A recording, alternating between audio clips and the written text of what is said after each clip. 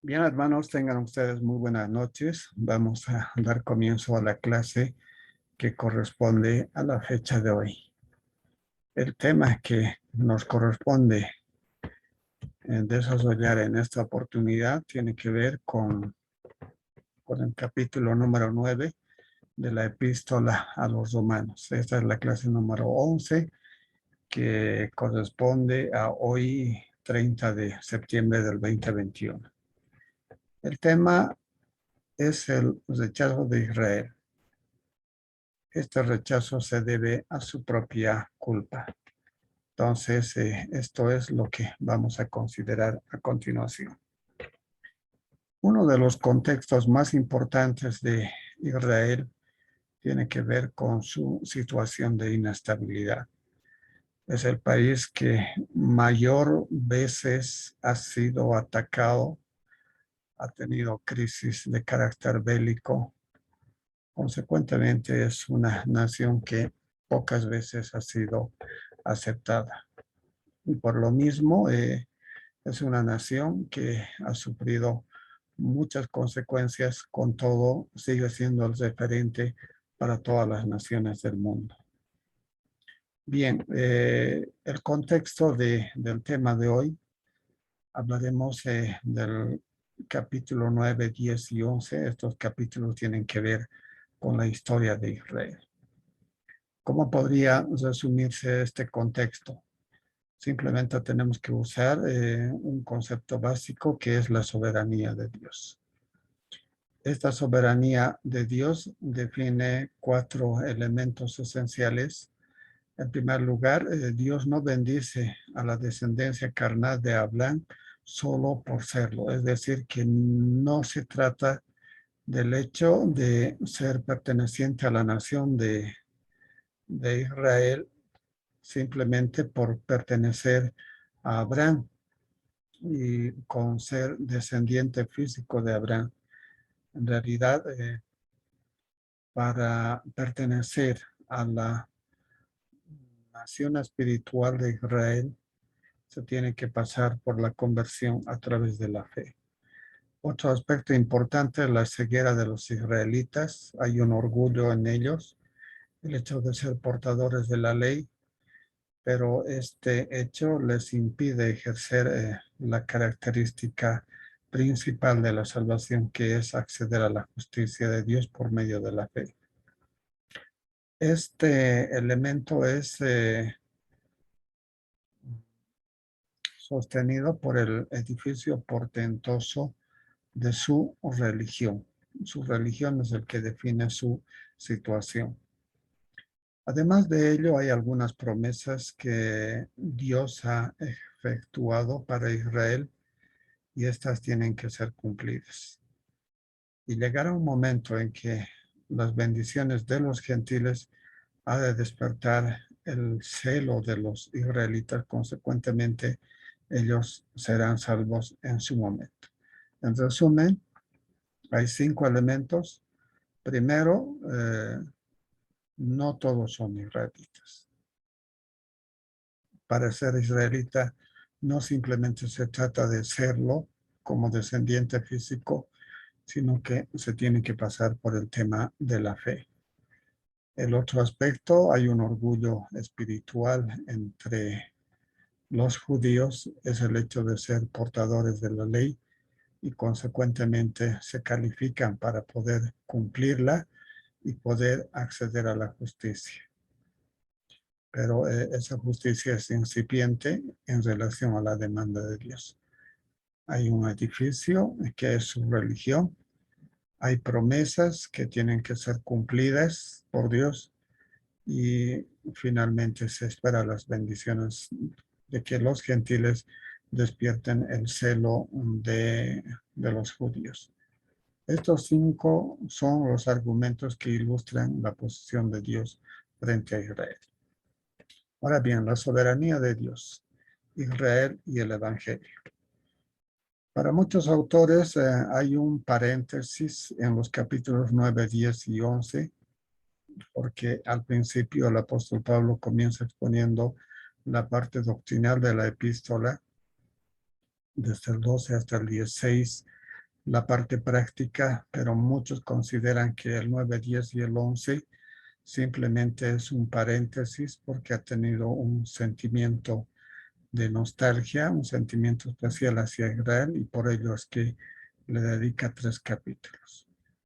Pero mirando el fondo de la escritura vamos a concluir de que evidentemente se trata de la continuación de una exposición del apóstol Pablo de la justicia de Dios, pero esta vez aplicada a Israel.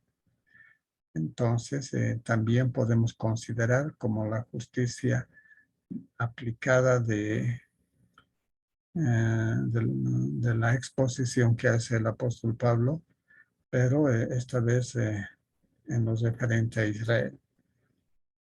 Se debe mirar el contexto histórico de Israel y no el contexto dogmático. Muchas veces nuestro enfoque simplemente es en lo dogmático en estos capítulos. A veces queremos ver toda la explicación a la predestinación, pero esta explicación está aplicada específicamente al contexto histórico de Israel. Hay algunos paradigmas, la providencia, la gracia, los propósitos y los juicios de Dios. Muy bien. Asimismo, en la interpretación de la epístola vamos a ver 2 contextos. En primer lugar, la existencia de una teología llamada del reemplazo, donde la iglesia sustituye a Israel. Y la otra teología del remanente, donde la iglesia llega a formar parte de ese remanente de Israel. En la primera, en la teología del reemplazo, progresivamente desaparece Israel. En cambio, en la teología del remanente es que la iglesia e Israel cumplen los objetivos y las promesas de Dios. Una idea conceptual de Romanos, vemos el trágico fracaso en los versículos 1 al 6, la elección de Dios, 7 al 13, la voluntad soberana de Dios, 14 al 18, el alfarero y la arcilla y la equivocación de los judíos, 30 al 33. Entonces vayamos desarrollando el tema en sí. En los primeros versículos, en el 1 fundamentalmente el apóstol Pablo está preocupado por Israel. Pero es una preocupación de carácter espiritual, no es una preocupación humana, no se trata simplemente de un sentimiento externo, sino de algo especial guiado por el Espíritu Santo. Este testimonio de su tristeza es por sus hermanos, por los israelitas. Él se considera que hasta podría ser separado de Cristo. Él se quería considerarse anatema a razón de que sus hermanos judíos sean salvados. Para que esto se reconozca, ha invocado a testigos, al mismo Señor Jesucristo, a su conciencia y al Espíritu Santo. La preocupación del apóstol Pablo entonces es de carácter espiritual. No se trata simplemente de un sentimiento superficial. Ese es el fondo de la preocupación del apóstol Pablo. Aquí hay una manifestación de amor hacia sus hermanos y está dispuesto a ser separado de Jesús. Este es un mismo sentir que tuvo Moisés en Éxodo 32, cuando el Señor estaba a punto de exterminar a la nación de Israel por su pecado. Es que Moisés interviene, intercede para que tenga misericordia. Aún él mismo se ofrece a ser eliminado físicamente y desaparecer juntamente con su pueblo. Entonces, en esas circunstancias que tiene Dios misericordia de Israel. Ahora bien, desde los versículos 4 al 11 podemos observar las bendiciones que ha tenido Israel. Hay varias bendiciones, una de ellas es la adopción. Israel ha sido considerada como los hijos de Dios. No es una adopción de carácter individual, sino es una adopción de carácter colectivo. Es a toda la nación de Israel. Hay una referencia, una ilustración muy bien registrada en Éxodo 4:22, cuando Moisés, al presentarse ante el faraón, se presenta en los términos de que viene en representación de Israel, porque Israel es el hijo, son los hijos de Dios. Israel también ha podido experimentar la gloria, el Shekinah, es decir, el resplandor de Dios en el tabernáculo. Solamente Israel ha tenido el privilegio ese de ser guiado por una nube, por las noches por una luz. Todo ello reflejaba la gloria de Dios. Asimismo tenía los pactos, el pacto de Abraham, Isaac, Jacob, el pacto de Moisés en el monte Sinaí, son resultados del cumplimiento de las promesas. Tenían la ley, los 10 mandamientos y otras leyes accesorias, 613 en realidad, las que regulaban la vida ceremonial y la vida moral de Israel. Asimismo, el templo, solamente Israel tenía un templo donde bajaba la presencia de Dios, donde también reflejaba su gloria. Tenía las promesas, que son los privilegios reservados para Israel.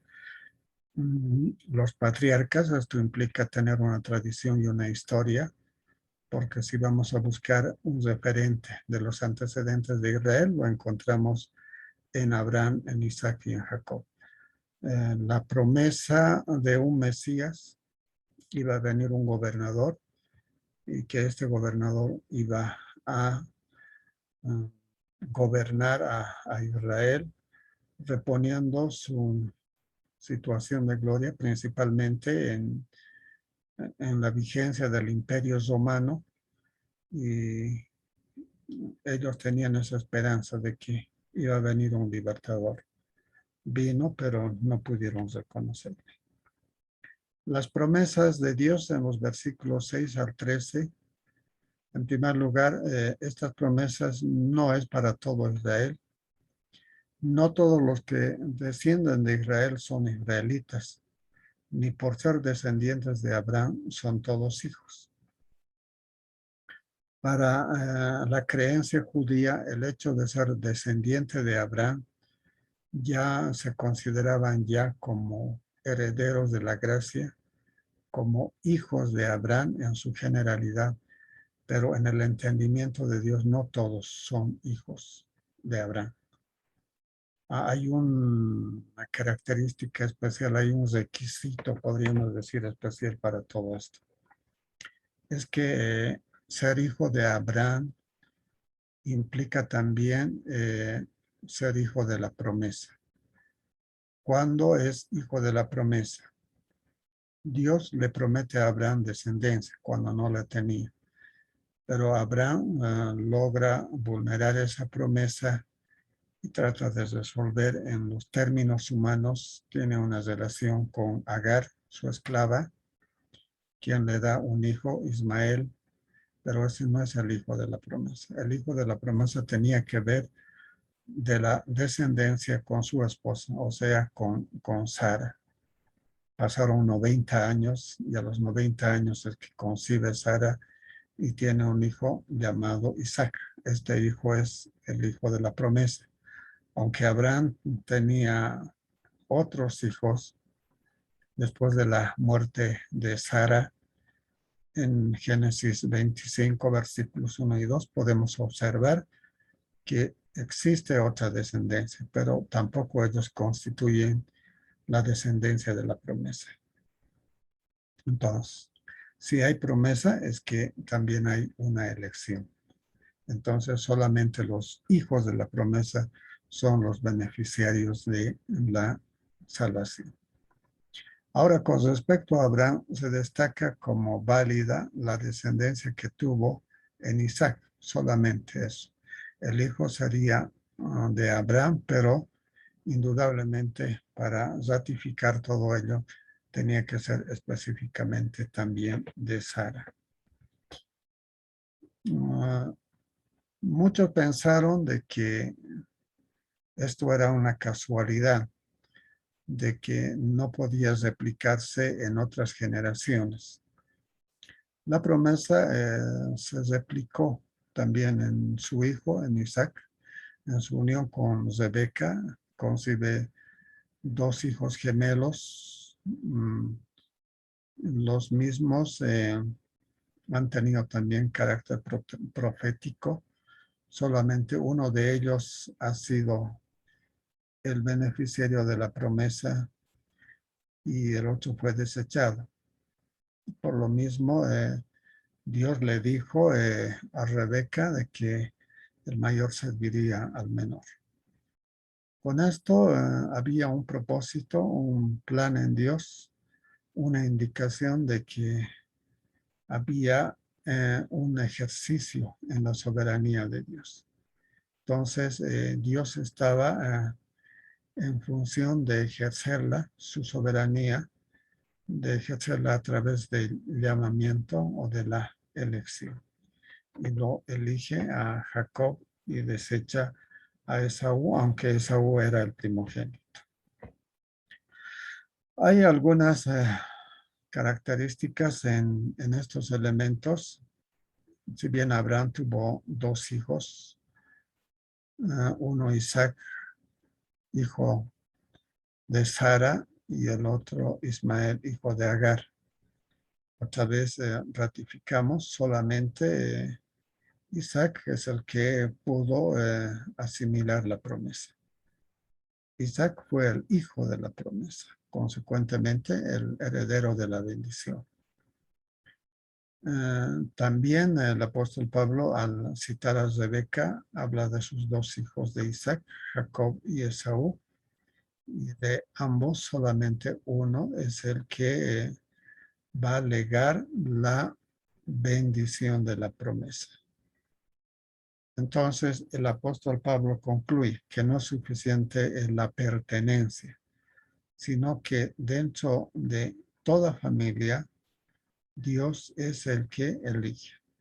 Asimismo, en la nación de Israel, si bien Israel en carne es toda una nación, hay una descendencia, hay una pertenencia, pero aún en medio de ellos ejerce Dios la elección. Y la elección no se basa en obras, sino en la soberana voluntad de Dios. El derecho divino de elegir, Dios no es injusto cuando elige. El hecho de que elija a algunos e ignore a otros pareciera que podía significar que Dios ejerce injusticia al hacer eso. Pero cuando hablamos de la gracia, tenemos que entender que esa es la voluntad de Dios. Que esta voluntad no está condicionada a las obras. Por lo mismo, no es por obras, sino por gracia. Por lo mismo, no es injusto. La respuesta categórica del apóstol Pablo es de ninguna manera. Es el mismo sol que derrite la nieve o el que endurece el vaso. Hemos llegado quizás a un punto difícil, quizás sí, dos puntos irreconciliables. Por un lado, la soberanía de Dios y por el otro, la responsabilidad del hombre. Pero podemos llegar a una conclusión, quizás a una conclusión razonada, donde el hombre pueda quizás entender los propósitos de Dios, aunque para el hombre es imposible entender la mente del Señor. Pero quizás con la revelación del Espíritu Santo podamos llegar a comprender cuál es el propósito de Dios para con nuestras vidas. A la pregunta sobre el por qué Dios acusa de pecado, por qué Dios declara al hombre responsable de su pecado, si al final quién es Él el que elige, la respuesta también es categórica. Podemos debatir con Dios. ¿Puede el vaso discutirle al alfarero? Eso es lo que plantea el versículo 20 y 21. Tanto la elección como la predestinación por parte de Dios tienen que ver con los que se salvan y no así con los que se pierden.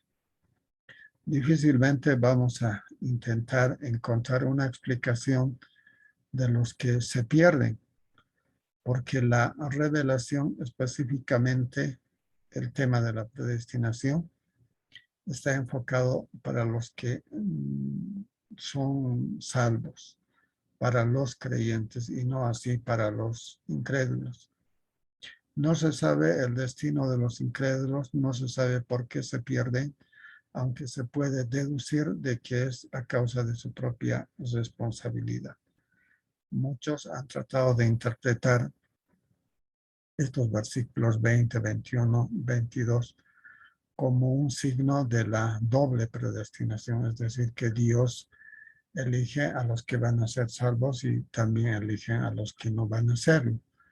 No hay ninguna referencia de elección ni de predestinación entre los que no van a ser salvos. ¿Cuáles son los propósitos de Dios? En este párrafo destaca la situación que hubiera existido de no haber intervenido la gracia en la elección, de no haber obrado Dios de la manera en que lo hizo. Dios ha tenido un plan, Dios ha tenido un propósito con cada uno de sus hijos escogidos, con cada uno de los creyentes.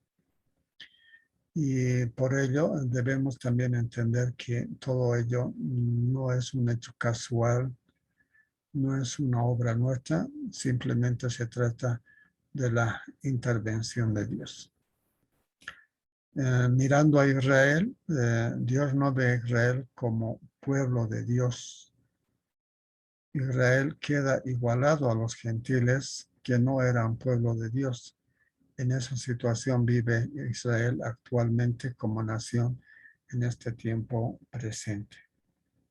Es decir, que Israel, al haber rechazado al Mesías, al haber rechazado al Señor Jesucristo, no solo rechazado, sino también crucificado, cometieron el error de rechazarlo y poder hacer de que ellos no puedan acceder a la salvación. De momento están separados, si bien en su momento fueron beneficiarios de la bendición, era como el rocío que llovía, el rocío de bendición que llovía sobre la nación de Israel. Hoy dejó de llover esa bendición y hoy está lloviendo toda la bendición sobre el entorno de Israel, es decir, sobre las naciones gentiles. Del incontable número físico de los hijos de Israel, tan solo el llamado remanente será salvo. Es la explicación que da el versículo 27. No todo Israel va a ser salvo, solamente un remanente, y este remanente está sujeto a la voluntad de Dios, es decir, al ejercicio de la soberana voluntad de Dios. No obstante, llegará el día en que el Señor volverá a llamar a Israel pueblo Dios. Mientras tanto, su soberanía tiene el derecho a llamar pueblo de Dios a los gentiles. Actualmente eso es lo que está pasando. Y finalmente, concluye citando Isaías 29 para afirmar que de no haber intervenido Dios en la elección, la descendencia de Israel salvada sobre la base de la promesa creída como creyó Abraham, es decir, sobre la obra de la fe. Solamente la fe es la que nos puede acercar a Dios, la que fue profetizada en las escrituras de la misma manera como lo creyó Abraham. Si bien Israel, no obstante de contar con promesas, pero no ha logrado acceder a la fe en sí.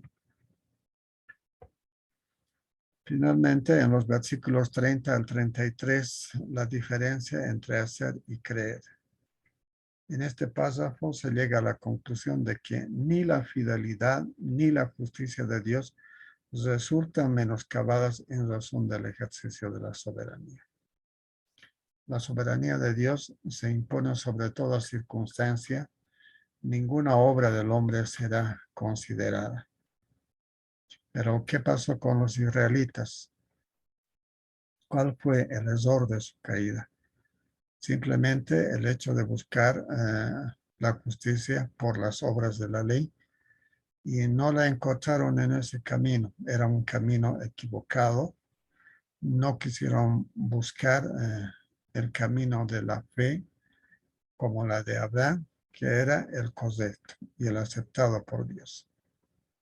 Cuando vino Cristo, sí cumplió la ley, pero por medio de la fe ellos podían beneficiarse de ese cumplimiento y podían reconocer a Jesucristo como su mediador.